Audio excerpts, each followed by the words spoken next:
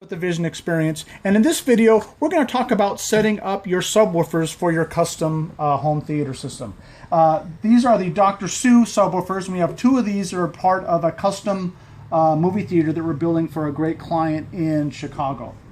Now these subwoofers are great. They have wonderful reviews. They're some of the best subwoofers you can get for the money. It's a downward firing sub, speakers facing straight down, and the amp is built into it. Now the first thing you're going to do for your setting is you've got your power here. You've got off, auto, and on.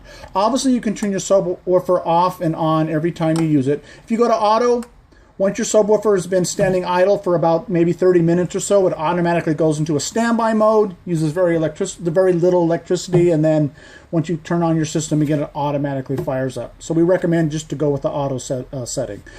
For phase, you shouldn't have to worry about this. When we do the speaker calibration, a lot of that gets handled for you automatically, and we'll talk about that in another video. For now, you can just leave the phase on 0, and we'll talk more about that in an upcoming video.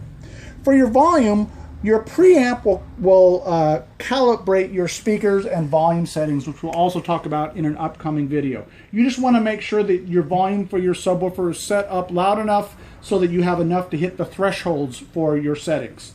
That said, we anticipate that the setting for your room is going to have that volume at about 11 o'clock.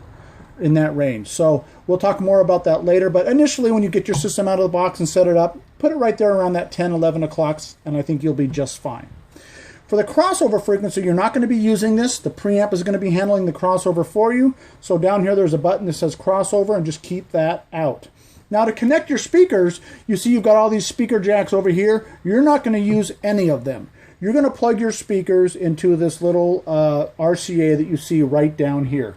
Now I've already sent you your speaker cable that I know you've pre-wired into your home theater, so I'm going to send you some RCA jacks that you're going to use, and you're going to connect your speaker wire to these RCA jacks and plug those into the RCA jack that you see right here. And that's how you're going to set it up. So your subwoofers, wonderful, wonderful quality, very easy to set up. And the other details about this we'll talk about when we make the video for the speaker calibration.